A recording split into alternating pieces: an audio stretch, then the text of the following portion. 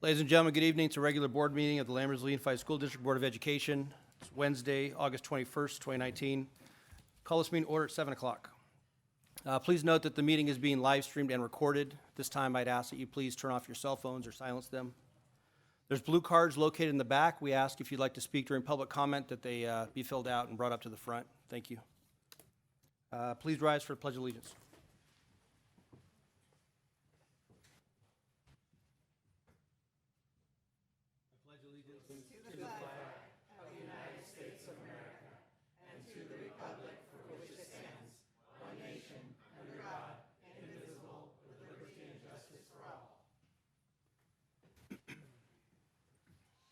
Thank you. Roll call. Matthew Balzerini. Here. Colin Clements. Here. Ann Goodrich. Here. Sharon Lampel. Here. David Pombo. Here. Rexar Mohammed. Absent. For approval under corrections, there is a correction. There will be no closed session as listed. With that, is there a motion? Move to approve the agenda as amended. Second. We have a motion by trustee Clements, second by trustee Goodrich. All in favor? Aye. Any opposed? Motion carries. New hire recognition, staff report. Yes, my pleasure to introduce our site administrators who are going to be introducing their new teachers, and then we're going to have a short reception with some cookies and water. So I'm going to call up the administrators, and then they're going to be handed a piece of paper and introduce their folks. So we'll start with Jennifer Bogle, Heather Sherburne, Irene Busatil, Corinne Pacheco, Ben Faubert, Team Cuesta, and Imelda Kareem.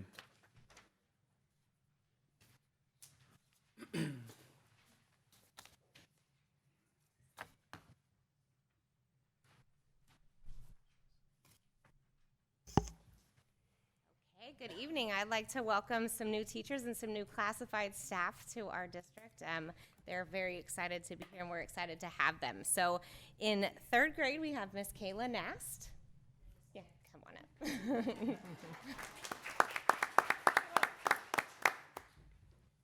Stand there. Sure. Yeah, was that the plan? We have Coley Altura in TK.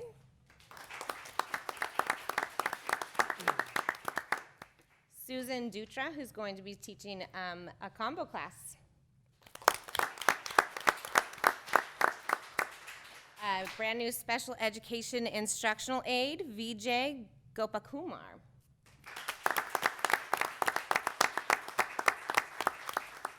And our office supervisor, Jean Sims.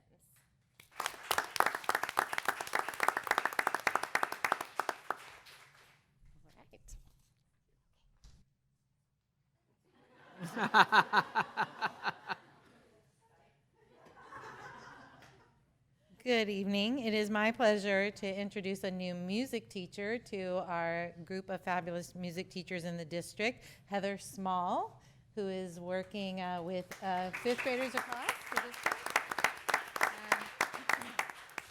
and at Lammersville Elementary primarily, right? Correct. So welcome. Thank you.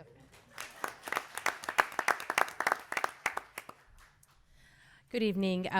Joining us at Lammersville this year is Ms. Heather Small, as Heather shared with us, and then also Mrs. Roxana Cavallo as one of our bilingual paras that serves not just Lammersville but also Mountain House High School.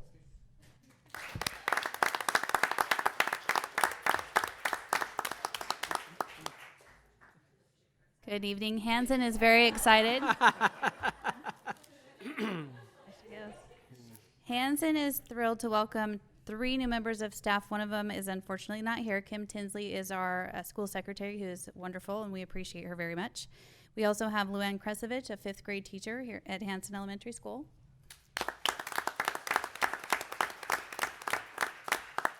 And we have Zella Olvera teaching kindergarten.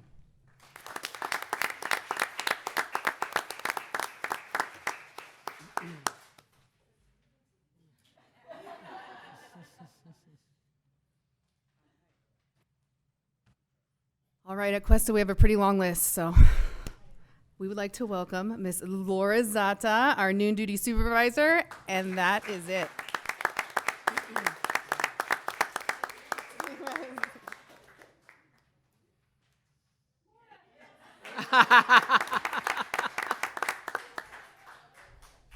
We have quite a long list at the high school, but tomorrow is our back to school night. So not very many of them were able to make it, but some of them were. We're glad to have them here.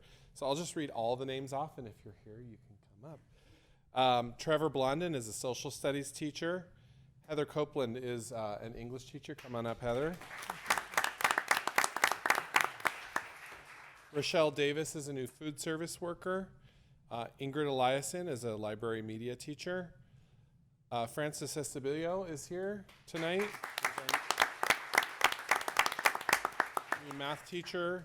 Patricia Garcia is an English teacher. Carolyn Garnham is a biology teacher. Amber Greenlaw is a French teacher. Catherine or Susan Huang is here, a math teacher. Back after a year-long hiatus is Logan Loya, social studies teacher. Also not here tonight is Madeline McReynolds, special education teacher. Seema Sharma, a special education instructional aide. Donald Stenick is here tonight, a new math teacher.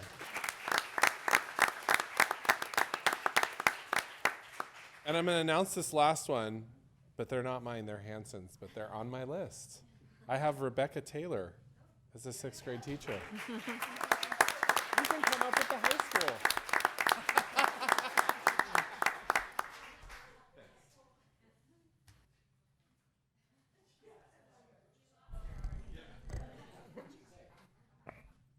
I am not Ryan Gonzalez, nor am I Imelda Kareem. I'm Thor Harrison. I have the honor of announcing Wickland tonight. Jeannie Conley, instructional aide, if you'd come up.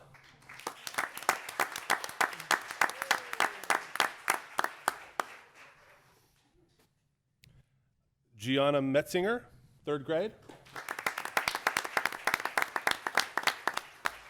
Nancy O'Neill Keynes, noon duty supervisor.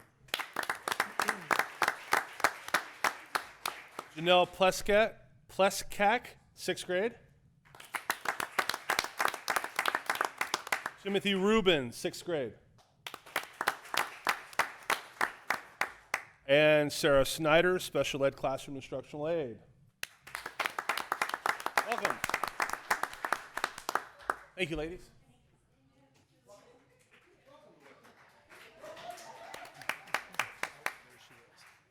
So before we recess, I just wanted to say that as you'll soon learn, we were very small not too long ago, and we're trying to keep that. We're a very tight-knit group.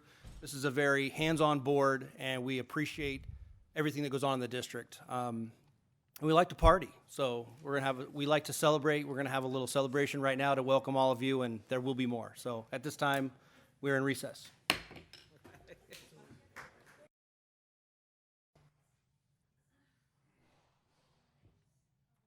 Okay, reconvening to open session at 7:22.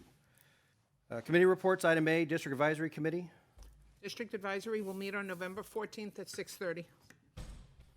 Item B, District English Language Advisory Committee. Nothing to report. Our next meeting will be September 19th at 6:30 in the Lammersville Elementary Multipurpose Room. Thank you. Item C, Education Committee. I should know when our next meeting is, but it's escaping me at present. That's fine. Nothing to report, right? Item D, Facilities. We'll have its next- Whoops. We'll have its first meeting of the year on September 26th at 6:30 here in the boardroom. Item E, Policy Committee.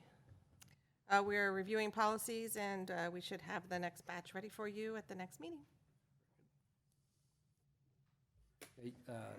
You escaped that one. That was still from the previous, so you'll get the next group. Item F, Safety, nothing to report. Item G, Wellness. Nothing to report. I would just like to welcome Trustee Goodrich to the Wellness Committee. Moving on, Governing Board reports. Trustee Goodrich. I have nothing to report at this time. Okay. Trustee Clements. This past Saturday, I attended the Mountain House High School Cheerleader Pancake Breakfast. It was a great event, a lot of fun.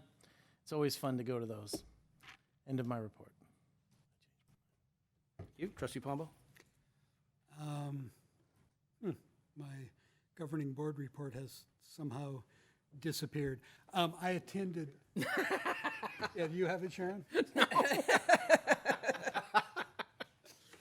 I attended both Lammersville Elementary and Wickland Elementary open houses. They were very well attended by parents, and it was a good showing. I enjoy walking classrooms and meeting with teachers and parents. I'm trying to remember what I attended. I'm drawing a blank on what else I know what I was going to say. I attended the Mountain House High School Athletic Boosters meeting. It was well attended by both parents and coaches, and they all appear to be ready to hit the ground running for the upcoming sports seasons, and that concludes my report. Trustee Lampel? I attended the Mountain House Community Services District meeting and reported on thanking Mountain House Fire Team when we had a fire near the district office, and the French Camp firefighters reported that they had to call in some assistance when their truck had a malfunction and they could not address our fire. I also reported on the opening of school, including enrollment and training that our teachers have gone through, our CASP scores, and an update on the current construction. And that's my report. Thank you. All I really have to report is regarding the San Joaquin County School Boards Association. If you haven't, you will be receiving a letter from the current interim president, me. I stepped up to do it because I couldn't get anyone to do it. So anyway, we're gonna have our first meeting on the 9th of September. It's open to all board meetings, all board members in the county. If you can attend, great. Trustee Pombo is our board's representative, so he will be attending all the future meetings. I understand you can't make this one, that's fine. And CSBA is gonna be present. We're trying to use this as a kind of a conduit to get information from our county up to Sacramento. It's going to help me in my role as a director with CSBA greatly, so I'm very excited to have it back.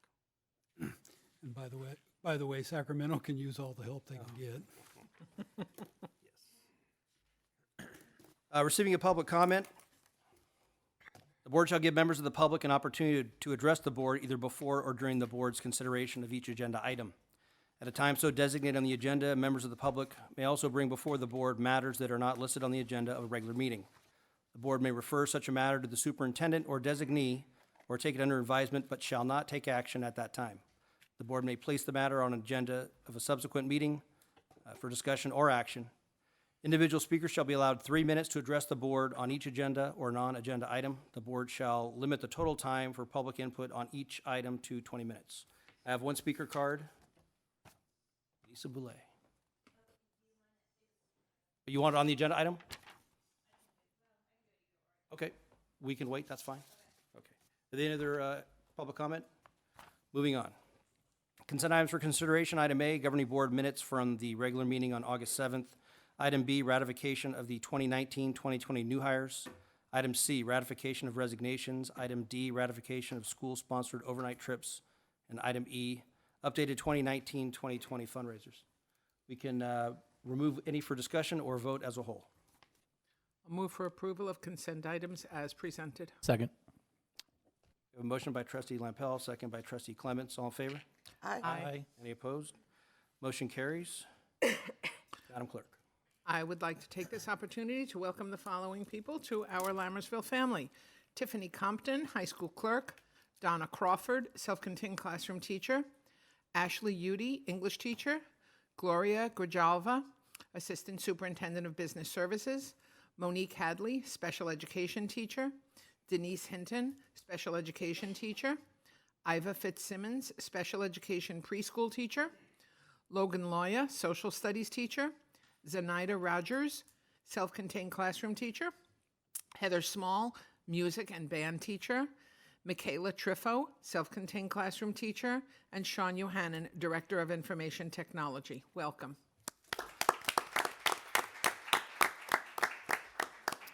Since our new Assistant Superintendent of Business Services, Gloria Grijalva, is here, we'd like you to come up and please introduce yourself and say a few words.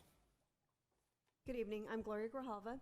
I come from Guadalupe Union School District, and I'm a resident of Lompoc, California, so I'll be making the move up to hopefully Mountain House. I'm looking for a place now. I'm truly honored and privileged to be here and to work with you and to serve the children of LUSD and moving forward with the challenges that we have in the future, especially with the new schools. It's very exciting to me. Thank you. Thank you. Welcome. Welcome.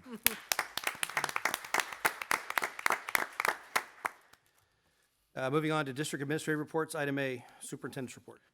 So we have a couple of pictorial representations. The first was the largest and fastest demolition project this side of the Mississippi. And we have some pictures that go along with that. So it was there, and a short pile of rubble of concrete, and then a giant hand showed up, and that went the mulberry tree, and then it went down. In fact, I was excited about going over there, and I missed it. So that will be replaced very quickly with a new warehouse. And then this picture, I had the joy of going out with the California Department of Education out to the middle of a giant field, and that is the site of Evelyn Costa Elementary School. So if you look at the bottom right-hand corner looking to the north, there's a standpipe there. That's the west side of, just going straight back, following that road, that's the west side of campus. If you go above that, heading east, that would be the south side of the campus. And then that was the team, that little marker with the pink flag, that's the southwest corner of the campus. So the first step in approval is they have to come out. The campus sits very far away from the power lines, far and exceeds the state regulations. But I thought you'd like to see that. So it was a good day to wear a black suit and nice shoes, and we got those pictures taken. And we want to thank Thor Harrison for taking the pictures of the demolition of the warehouse, because he did a good job. And that's my report. Thank you. Item B, district enrollment report. Yeah, just a quick update. The board approved a new practice here in the district to go from a 10-day enrollment drop process to a 3-day enrollment drop process, and it's worked out really well for us. It did two things. One, we got a more accurate number by day 4, and 2, it shed light on some of our practices and procedures that we have been working to improve, some of which worked well, and some of which we will be improving upon. So that short window, we would still be kind of figuring out where we were at, and we're already on it. We have accurate numbers, and we're able to make adjustments and decisions. So I want to thank the board for their wisdom on that decision. And the enrollment is 5,862 students and counting. I understand there's a large number of kids that we'll be enrolling very soon once their I'll get that word out. Immunizations. Immunization records are appropriately filled out. And that's my report. Wow. Item C, district maintenance and operations report. Jimmy LeGrand. Good evening. Thanks for having me. I was at the construction meetings today for Cordis in the district office. Cordis is coming along very well, and knock on wood, we'll be able to move in next door here shortly. I just saw in the picture the bus barn is no more. I was out there. The guy came with the tractor, started picking at it a little bit, and then I came back 2 hours later. The whole thing was just gone. He just demoed the whole thing. So they're doing site work now, and as Dr. Nichols said, it should move pretty quickly from this point on. We opened up civic permits on Monday to all of our non-proprietary users for the fall. So as you can imagine, I've been dealing with phone calls and emails a lot last couple days. Questions on stuff. The sites are really, really booked up. There's not a ton of space anywhere, so everyone's kind of picking and choosing what's left over. Last week, Tuesday and Thursday, we did interviews. Tuesday was our 3 custodial openings at Bethany, Wickland, and Hanson. And we did supervisor of operations interviews on Thursday. And we're moving candidates forward for all 4 of those positions, in addition to the 3 we already interviewed for the high school. So hopefully in the next week or 2, we'll have those positions all filled. Last Wednesday, I attended the K-8 Sports and PE Committee meeting at Thor runs at the high school. M&O's been very busy. Last week was really hot, as everyone knows, so we had a ton of AC calls last week. There were somewhere neighborhood of 20 calls we had. And then we're trying to get back on our system where we're group tackling work orders, but we just been called off for putting fires out left and right. So we kind of run around the last couple of days trying to get things knocked out with the start of school and just things going on. So that's pretty much all I have. Happy to answer any questions. Any questions from the board? In regards to the facility use, are you still tracking staff hours on that? Staff hours that we spend on it? Yes. No. Can we get that on again, please? Take it back to committee. We did that for a long time, right? And yeah, I'd still like to see those numbers, just so we know how much time it's taking to do all this. We haven't checked that for a while. Okay. So. We can get back into practice. I'd appreciate Sure. that. Great, thank you. Thank you. Item D, 2018-19 Cafeteria Year-End Financial Report. Good evening, everyone. Evening. So we finally got our numbers and finished last year out. We had revenues of $1,580,885, and expenditures came to $1,604,328, which left us with a deficit of $23,443. This coming school year, we've increased our elementary school prices, both breakfast and lunch. And our estimate based on this last year's participation would give us an increased revenue of about $32,000, which will hopefully put us in a different situation next year. But that's all I have. Well, and I wanted to mention what Bernie doesn't recognize in this report is the inventory that she has on hand. And while you may see a deficit of $23,000, she has almost $23,000 in inventory. So for 31 staff members that she supervises, it's amazing that she strategically places them at the right schools, the right number of hours to get that close. Mm-hmm. So I commend you for everything that you're doing. We didn't increase the prices in 18-19, so we didn't bring that extra revenue in because we really hoped that we would try to level it out. So thank you. Thank you. Thank you. Thank you for everything, Bernie. Action items. Item A, consider approval of 2019-2020 inter and intra-district transfer requests. Any staff report? Is there a motion? Move to approve 2019-2020 inter and intra-district transfer requests. Second. We have a motion made by trustee Clement, second by trustee Goodrich. All in favor? Aye. Any opposed? Motion carries. Item B, consider approval of Governing Board Resolution 1920-03, confirming appointment of Citizens Bond Oversight Committee members. Should be members, right? Correct. Okay. You have any staff report? So we had a membership drop, and we have somebody who wants to join the CBOC, so we recommend that. I also would like to point out that the form that's going to be signed will reflect there's been a change in president from year to year, and that needs to be corrected. Point of clarification. So the movement would be as amended because it's members plural. Is that correct? I guess it is just. Is a member. Oh, But technically you would. Yeah. Okay. Move to approve Governing Board Resolution 19-20-03, confirming appointment of Citizens Bond Oversight Committee member. Second. Motion by trustee Clement, second by trustee Pombo. All in favor? Aye. Any opposed? Motion carries. Roll call. Matthew Balzerini. Aye. Colin Clements. Aye. Ann Goodrich. Aye. Sharon Lampel. Aye. David Pombo. Aye. Thank you. Information discussion items. Item A, summer school outcomes, K-12. I'd like to invite Associate Superintendent Harrison up here to introduce the team.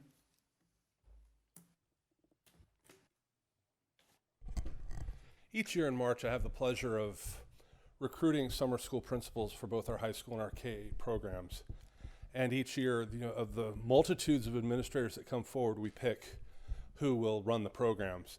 Our K-8 summer school administrators this year were Jen Bogle and Jen Duran, if you want to join me. And our high school summer school administrator was Mr. Faubert, if you want to come up. The K-8 summer school principals will present first.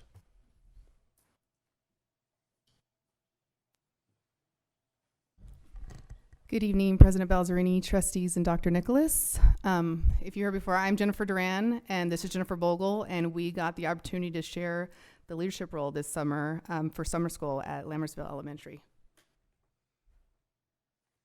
So we had an extremely dedicated and passionate staff that were from all over the district and were amazing to work with, and we served 170 students and 15 ESY students. So we're going to start with the fun, and then we'll get to the data. But we all know it's hard for the kids to get there that summer, and we wanted them to come with a smile on their face. So we had Lawrence Hall of Science come out, and you can see a kid with a hard hat. They had a solar panel that was shining on it to create a fan to blow. We had some static electricity. And the kids in the right corner, you can't see it very well, but they had them holding something, and when they did a high five, it created a light that went on and an electric charge. We asked the teachers to dedicate the last 45 minutes of the day to some sort of STEM project that's hands-on for the kids. So the far left, you're gonna see some cornmeal erosion, and then the two on the right they did some research on different bridges and then worked as teams to create their own bridges. So the upcoming makerspace, which we all have at our schools, but we're all learning about, this was a great experience for our kids and our teachers. We had Debbie Ritchie come in and do a training with the teachers that were doing summer school that were great appropriate activities that they could put into place, and they came once a week for an hour. Artisan schools, which we have the pleasure of doing at Cuesta, we brought in Mr. Mario, and if you've ever met Mr. Mario, you will always remember him. He is just an engaging guy, and the kids loved it. And again, every week they got an art lesson in the classroom. And the legend that I knew nothing about, but as I talked to more people, everybody was asking, is Python Ron coming? So we thought, okay, we'll bring him back. We did it the day after 4th of July, because that was the last day of summer school and not an easy day. So we invited the community to come as well. We had over 300 people come for Python Ron. And then we also brought all the teachers into the multi-purpose room and did a little bit of an open house where they got to pick up their art projects, say goodbye to their teachers, and we created a progress report of what they came in at, what they left, and what kind of programs they utilized through the summer school. And we're getting to the data. So we added up all of the minutes that students are in summer school, and it turns out to be the equivalent of 9 full school days. So we were pretty pleased with some of that data. In those 9 days, 76 iRead levels were passed. 51 DRA levels were increased. 15 additional DRA levels were increased by our ESY students. There was a 21% increase in pre and post test for math and a 10% increase in pre and post test for reading. On the next 2 slides, we're gonna go a little bit more in depth and look at that data. So on this slide, what we're looking at is standards-based mastery. We've got the ELA and pre and post tests in blue and the math in yellow. When we're looking at standards-based mastery, if you can imagine any group of standards or any group of questions that align to a certain standard, if 80% of the kids answer 80% of those questions correctly, it is considered mastery. So you can see there is large increases in the mastery of different standards across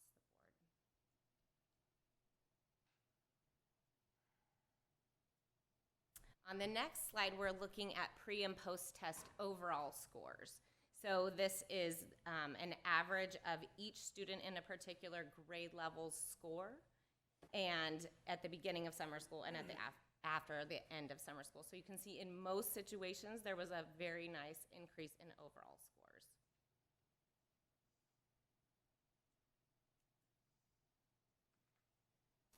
It was a pleasure to serve as the summer school principal this year and last year. It's a fantastic experience for myself, Mr. Ann, and also for the kids, which is the reason I agreed to do it. I wanted to be able to help some of the neediest kids in the district. And so it was lovely, and thank you for the opportunity. Do you guys have any questions for either of us? So you said that the minutes equate 9 days. What were the hours of summer school? It is 8 o'clock until 11:50. Till 11, okay. Going back to the data, there were a couple of grade levels that didn't have any posts, like on that one, the math in 3rd grade. Yes. So what happened there? What happened there? Well, one of our data management systems, Illuminate, had a glitch, and so we were able to view the data for a minute, and currently Illuminate is searching for the missing data. That's too bad. And was there something on the previous slide? There were slides of, okay. Oh, same grade level. Okay. Okay. Huge increases. This is awesome. Yeah. Yeah, nice job. Any other questions? So, forgive my ignorance. If some of the data, like for third grade post math, was inadvertently deleted or is now missing, do we know that the rest of the data is sound, or is there a possibility that some of other grades is missing? My understanding is that everything that is in Illuminate is accurate, but there are a few small pieces of data that has just disappeared. So they feel confident that they will be able to find it. However, they're still working on it. And do our teachers at the beginning of the year, so these students are now in fourth grade, okay? So if the teachers do pre-tests this time of year, will we be able to apply it to see how they did? Just use another set of data. We could potentially look at MAP scores, their end of year MAP scores from last year, and then compare it to their beginning of year MAP scores for this year, and see if we at least avoided the summertime slump. That would be a primary goal, and perhaps. And you're right, it wouldn't be fair to use that data because they have had a chunk of time between the end of summer school and now. Yeah. Yeah, okay. Great. Thank you very much. Welcome. Appreciate the Thank you. presentation. Thank you. Item B, advertisements and promotion guidelines. Mr. President. I'm sorry, Mr. Faubert. Summer school's I not think that's the first time I've ever been overlooked in a room. I was looking down. I'm sorry. What are you trying to say, man? For everything, right? We had summer school again at the high school this year. I was fortunate enough to, again, for the second year in a row, have Logan Loya on as an intern, my vice principal intern. He did a lot of work for us this summer too, crunching numbers, helping to run summer school. So we have a number of slides here. We're going to go through them as quickly as possible so that you can ask any questions that you might have. Okay, so the basic model has been the same. We focus on a credit recovery right now as our option to get kids to get both the credits they need and also get college eligible. In this slide, I just want to focus on the assistance we're able to provide. A lot of these kids are obviously taking summer school because they got a D or an F in the semester, so there's a lot of learning gaps. So we were able to provide, between the 8 summer school teachers we had, we split the kids up into 32 homerooms. The homeroom teacher was responsible for communicating with them and parents throughout the entire duration of the 6-week summer school. We were able to, as much as we could, to match the summer school teacher, homeroom teacher, with the subject that the kid was taking. And we had a lot of teachers who weren't necessarily a math teacher at the school, but they have experience in complex math. So anytime a kid needed assistance during the day, they could go to one of many homeroom teachers. We were also able to offer 23 peer tutors who were trained in the second week. So we were pretty much offering assistance the entire time for these students so they could fill their learning gaps. In the next slide, we use Edgenuity, which is an online software, and we pare the class down as the students have already seen the material in the first run. The class gets pared down about 70-75%. The one thing I want to focus on here is we're able this year to offer Algebra 1, Algebra 2, and Geometry, which we hope, Ben and I hope, will increase the amount of students from out of district that are attending summer school, since Tracy doesn't currently offer a summer school program. So I'm glad that we were able to do that, and it really worked out and was successful. And then those are the other classes. I'd say 90% of the classes we offer at the school are offered during summer school, except for the majority of AP classes. In the next slide, we have 250, the numbers there, we have 257 students. We were able this year to hold on to most of the students. Kids get dropped from summer school based on, their progress in their courses, their communication with teachers. We only dropped a small amount this year, about 23 students, which was a huge improvement from last year, as the teachers were able to communicate better with parents and better with students for them to come to school as needed so that they can keep track of their calendar and their assignments. This year we offered a larger math skipper course for the incoming 8th graders, as it's a new requirement for the early college program. So we upped our enrollment in that. And then we did finish with 24 students who are coming into 9th grade who are already received a B or better in Math 1, which was a huge success for this year. The communication, as I explained, the homeroom model allowed us to have daily email updates for homeroom teachers at the end of every day. They would email parents and students with their daily progress. The students were required to meet with their subject-specific teachers for assistance and peer tutors. And then myself was responsible for kids who had fallen behind 10% or more. I would then call parents, and I had to make a plan with parents to meet with me, come in, and have the students attend summer school until they were back on pace. I did the boring stuff because I'm the intern, and now Ben gets to flash you with the numbers. I'm not going to read these numbers, but if you take a look at that, all those are the subject areas. The number of semesters attempted, so that's, you know, a semester per class. So you'll see the number of semesters attempted per subject area, and then the completion rates.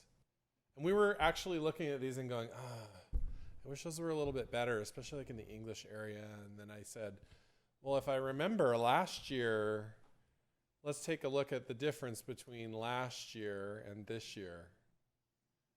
So a lot of those things that Logan just talked about, like the communication was a little bit different this year. We actually made the kids, because it's an online program, right, that with in-person support. This year we made every student stay the entire first week, whether they were on pace or not. And then we made sure that if they fell off pace, the requirement was to come in or we would drop them. And we saw a direct result in huge jumps in completion rates of our students. You look at the math area, that's a huge jump. English is a huge jump. All the areas we were very impressed with the fact. And we'll talk just briefly at the end about some of the ideas that we have going forward to even up those percentage rates as well. Just a little bit about the Skipper students. This is the first year that we did the Skipper course. Again, it's a requirement for our early college program because the Delta College got rid of their Compass test for entrance into the early college program. While we only had 53.3% complete, this was not a pared down course. This was an entire year, 2 semesters of Math 1 that we did not pare down, that the kids basically finished in 6 weeks.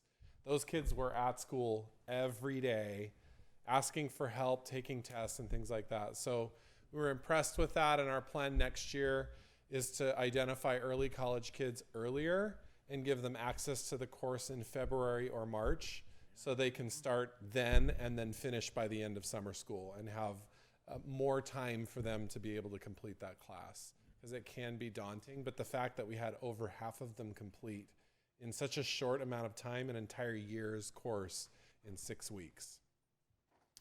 So just a little bit about summer school improvements. The first one is we used Go Guardian pretty extensively. We put every student at summer school in the penalty box after we found out that a good percentage of them were cheating at the beginning. We were a little angry about that, but as soon as you put them in the penalty box, they can't do that anymore. Logan came up with the idea of, you want to talk about finals? Yeah, so we had talked about making the week 1 mandatory, which we had talked about, which I'm skipping down because it goes with it. And then like a midterm. So for week number 3, that way we can ensure that kids are at that 50% mark. They're taking their quarter midterm and the Edgenuity test. And then also that last week so that they can all take their cumulative exam, which is the ending of each of the summer school classes. That way they have a strict plan for beginning, middle, and end. So we also have a new idea for next year that it's not just being on pace to not have to come in personally, but you have to be ahead of pace in order to not have to come in and just work at home. If you're on pace or under, you've got to stay in class. If you're ahead of pace consistently, you don't have to come in unless you've got to take a test. And then continue with our contact logs and training peer tutors earlier.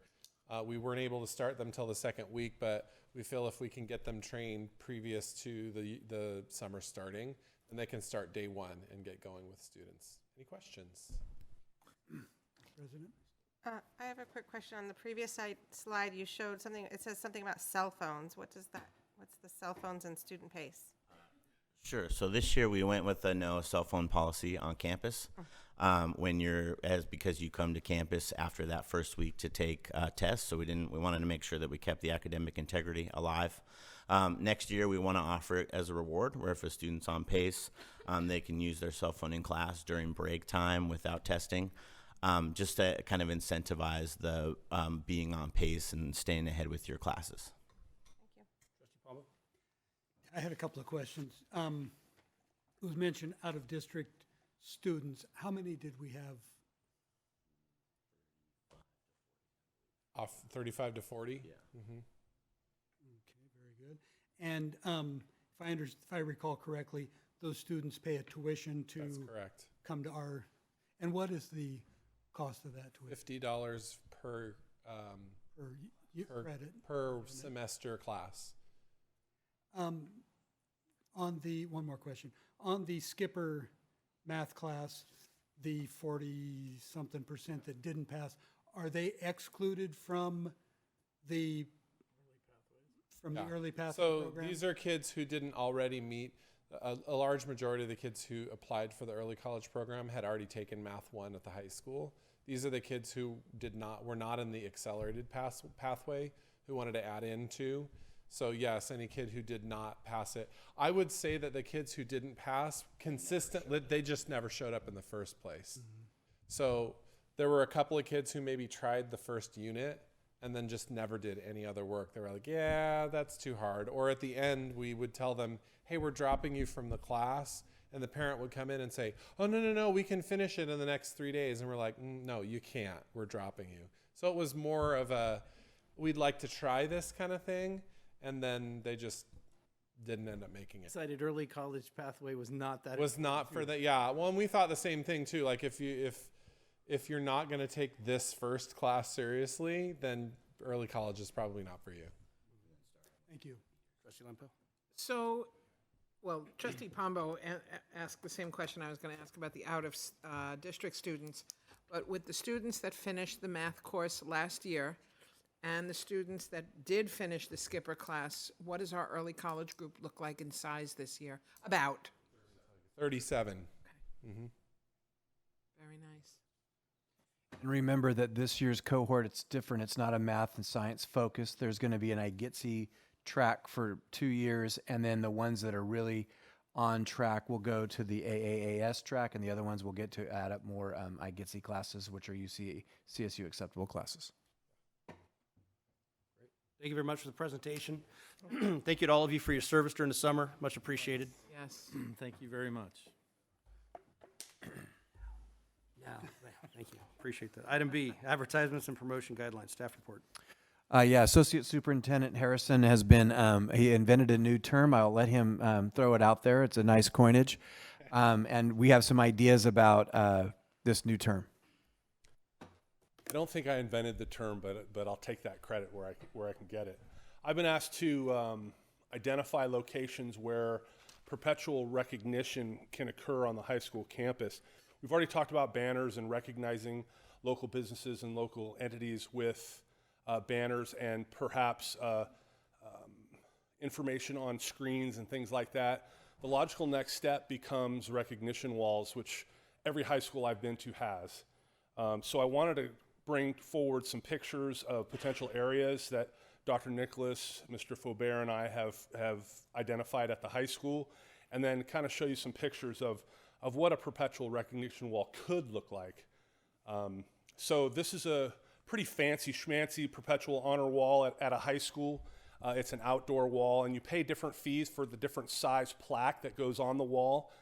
The one on the left is an indoor perpetual honor wall. The plaques are made of wood, and they're applied to the wall, obviously, when somebody donates and their name or their slogan stays up there perpetually.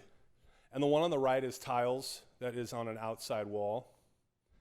On the left is an inside example as well, and on the right is an outside sample, obviously bricks, a brick pathway. I think a lot of you have seen the etched bricks to honor families or students, et cetera, that individuals pay for either to foundations or to booster groups. Here's a potential location at the stadium. The walls here with our walkway and the low retaining wall to the south of the field, and then another wall that's next to the stands at the entrance. One of the things I've seen at a previous school that I had involved with, where my son went to school, they had an honor wall that this is a sample of how they put up the plaques for individual families, businesses, teachers even, individuals would buy different size plaques. They range in price at this time at this school from $200 down to $50 for the smallest plaque. This is a giant wall on the east side of the gym that we've all looked at and thought, wow, we should do something with that wall. And so this is the entrance to the gym, just across from the ticket booth. This wall in the hallway of the gym, that's the entrance to the basketball courts. This is a long shot, and this is a tighter shot. This is another wall that is an extensive wall where we could do a perpetual honor wall for any number of sports. And I think this area would be a great place for basketball, volleyball, wrestling, the indoor sports that use the indoor facilities of the gym. There's also a location at the theater, so this is the entryway to the theater, just so you can identify where the hallway is. That hallway has a great big wall in it that would be a great place for an honor wall for the theater and for the arts, for dance, for whomever uses the theater. We could do the same thing on that wall right there. And you know, the donations can go through the foundations or booster groups and then come to our school and help our programs. This is another sample of an indoor honor wall. The one on the left you've already seen, and then the one on the right. So we talked about process. I think the first thing we would need to do is identify and approve the spaces that we would potentially use, if any. Identify designs and structure in collaboration with the school program and the booster group. And then as a part of that discussion, we want to look at the potential for co-curricular. If we're going to do tiles, we could do the tiles in-house. And then you could benefit two programs. You could benefit not only the sports program, but you could benefit the art program, which has been done at a previous school that I've worked with. So there's different ways that we can help multiple programs by creating a system that benefits multiple programs on the school campus. We would want to establish a map that is obviously board approved, a location map that's board approved, create a fee structure in concert with the group, and then the foundation or booster group would then submit the activity for board approval with a final drawing, a final mock-up, what it's going to look like, how much it's going to cost, how long it's going to take, who's going to benefit, etc. Any questions? Questions or comments from the board? Trustee Pombo? You mentioned the tiles and possibly being made by an art group or what have you. Our Voc Ed building has a plasma cutter, is that correct? Yes, it does. Because I think we could make some really cool artwork with names or whatever that could be put up in. We also have a CNC machine, yeah.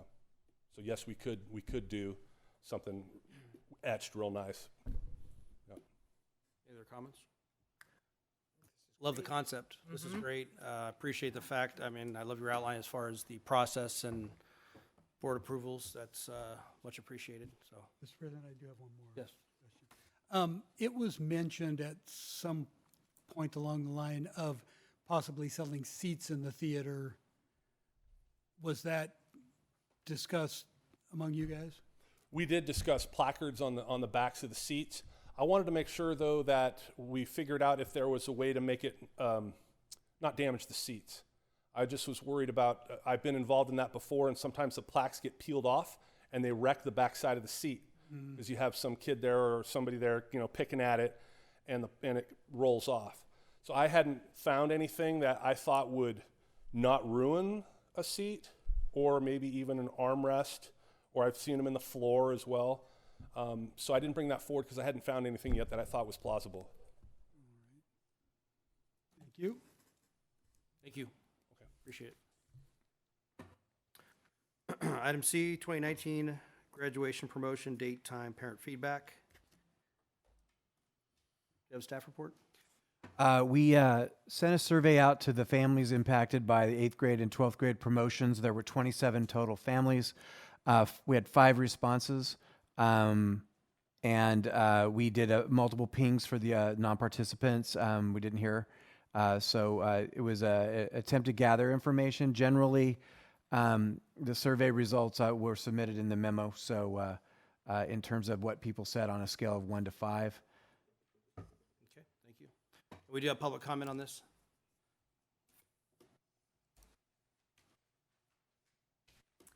President Balzerini, trustees, Dr. Nicholas and staff, thank you for giving me the opportunity to speak again tonight on this topic. Thank you also for hearing our concerns about the conflict with the high school graduation and the 8th grade promotions being on the same date. And thank you for putting something on the agenda. From what I can tell from the board packet, it is a result of the survey that was sent out to the 27 families that were directly impacted this past year. And I think that that's a start. In my dream world tonight, I would love to hear different possibilities of how this is going to change, of how we will not have that conflict in the near future, and how maybe 8th grade promotion will be changed, or how potentially the high school graduation will be changed to eliminate that conflict. I think that there were 27 families, it looks like, this past year that were impacted, but as our town grows, as it becomes bigger, as we open new schools, there will be more than 27 families that are impacted in the future. And it's not just families that have an 8th grade student or a high school student that's graduating.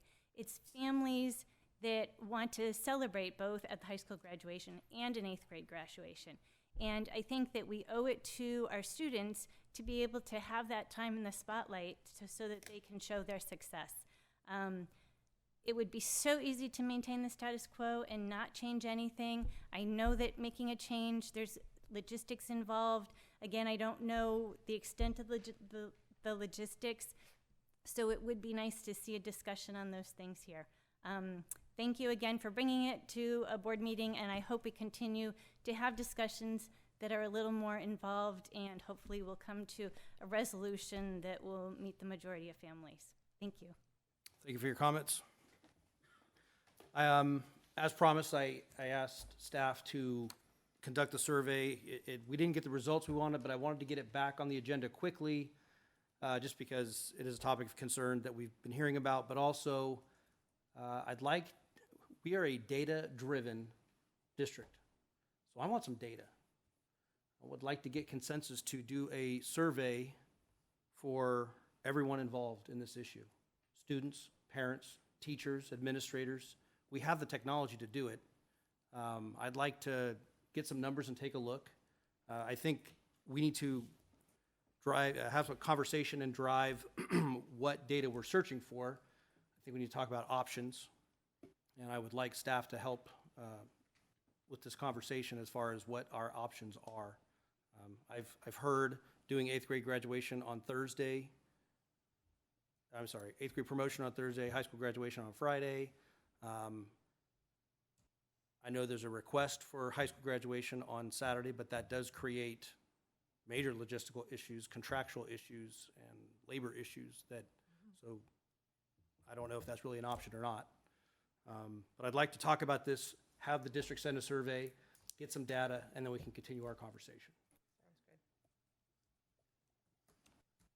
So, point of clarification, Mr. President, Yes. Are we, because you said I'd like to, are we telling, are we directing, are you proposing that we direct district staff to do a survey, or are we supposed to discuss the questions that we think should be on the survey? Okay. Well, first off, if I would like to do a survey, and if there is consensus to do that, then we would need to give staff direction on what to include in that survey. What are the options that we're proposing for families to tell us what they would rather do? I think it's a fine idea to have a survey of all of the above and get some input. We could even, as part of the survey, we could elicit ideas Additional from responses. To list, the options that we've already thought of. Because there are things that we could see as logistical issues that the school site, the high school in particular, might be able to address. For example, I would personally advocate for 8th grade promotion on Thursday and the high school graduation on Friday. I know it gets very cold on Friday night, but it could also be very hot on Saturday. If we did go with Saturday, high school teachers sign up for adjunct duties. Every teacher doesn't have to be at the graduation. So they could sign up as an adjunct duty. That's just one way of addressing it. I personally would not advocate for Saturday. It's too hot in June here.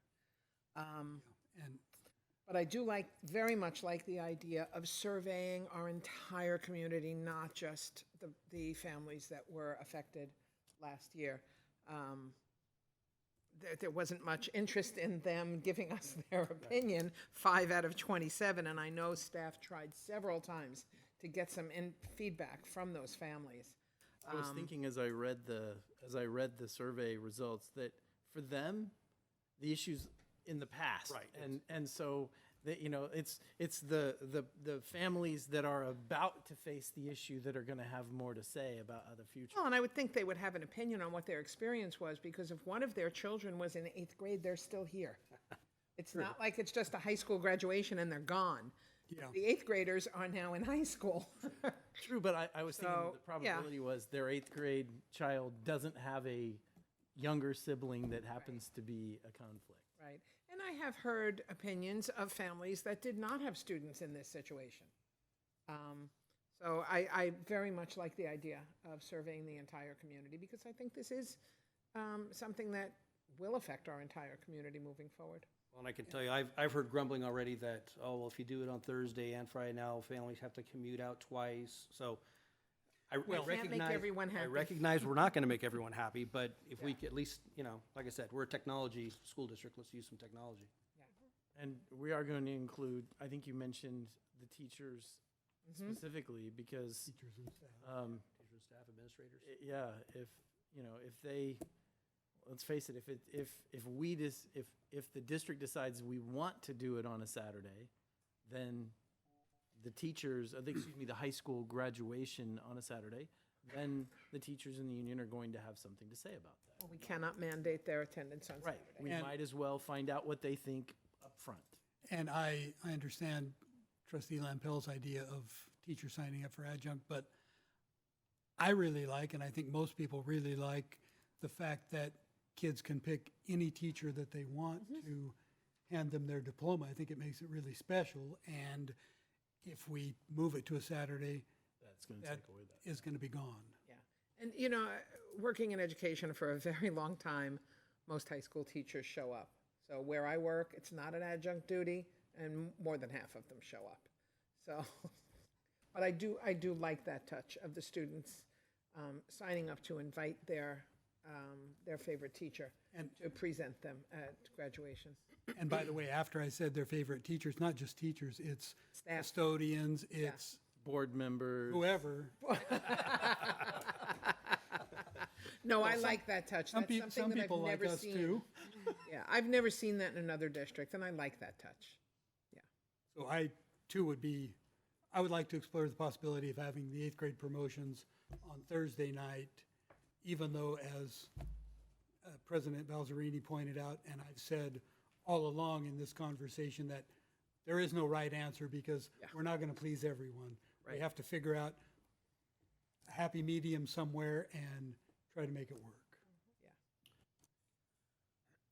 Okay, so as far as options, Thursday, Friday. yeah, so 8th grade promotion Thursday, high school graduation Friday. What other options would the district see as plausible? There's another option that I've seen, and that is 8th grade promotion during the school day. On same day? At an Earlier? assembly on Friday. Yeah, in the morning. Anyway, It can be a minimum day, they can go home after. well, it's already a minimum Is it day. a minimum day? And one issue I see with that is most of the schools hold a kindergarten graduation promotion, whatever it is, in the middle of the day now, so it would conflict with with that. So if I can get clarification, so the consensus of the board is to put together a survey. Does the board want us to put together a survey and bring it back, and see if we hit all the points? So we have a Thursday, Friday. We have a Friday with an early 8th grade promotion. We have a Friday, Saturday, but I'm just telling you right now that's a Pandora's box because of logistical issues. And there could be another day, like a Wednesday, Thursday. That's another option where they do the last day of school after high school graduation. So, or are you satisfied with these options, and then let us build some language to it? I don't know if it has to be a separate option or not, but one possibility would be having the 8th grade promotions at 3 o'clock in the afternoon, or some other time further away from the high school graduation, not quite middle of the day, but earlier than what we've had in the past. Right. So that's about 6 options, and so we'll do like a scale of 1 to 5. We love it, we hate it, and then everything in between. Yeah. Okay. Make them rank them. I had 3. So I have Thursday, Friday, during the morning assembly, afternoon assembly, Friday, Saturday, Wednesday, Thursday. Well, let's not even use Saturday. Okay. That's not an option. I'm happy to say that. I mean, I was going to recommend against it, but you guys' choice. I know that. I mean, I've already heard that it's an issue with the union. So And it it's would not be, even- yeah. Well, and it's also, like Sharon said, it's been a huge issue with the heat and students getting heat stroke on their graduation at other schools. In those horribly hot gowns. Yeah, it's not. I've also been told the rental for the stage, it would be a huge cost difference because every other school district wants to use it at the same time. So rental would be, there'd be additional cost. Rental and actual availability. True. You know, just finding things to rent on that Saturday might be difficult. So just clarification, Thursday, Friday, Friday in the morning assembly, Friday with an afternoon or early start, 8th grade, and a Friday evening graduation, or a Wednesday, Thursday, and have the last day of school sans any graduation. The Wednesday, Thursday, I don't understand. Yeah, I don't understand the I don't think Wednesday, that helps at all. There's a conflict of getting there. Changing the date doesn't really help anything. Yeah, I think closer to the weekend is better for families anyway, because they do have people come from out of town. So is that 3? Yeah, we're down to 3. So I think that's. I'm going to suggest, I don't know how the rest of the board feels, but I trust staff to put together a survey with those options, that it doesn't need to come back to us. Agreed. That was why I want to have the discussion now so Right, we yeah. can get this thing moving. Yeah, So, just do it. the format, because I heard 1 through 5, and I heard ranking, so that would be 1 through 5, and Now it's 1 through 3. There's actually 4 options. Oh, 4. Just keep it the same as it is now. Oh, right.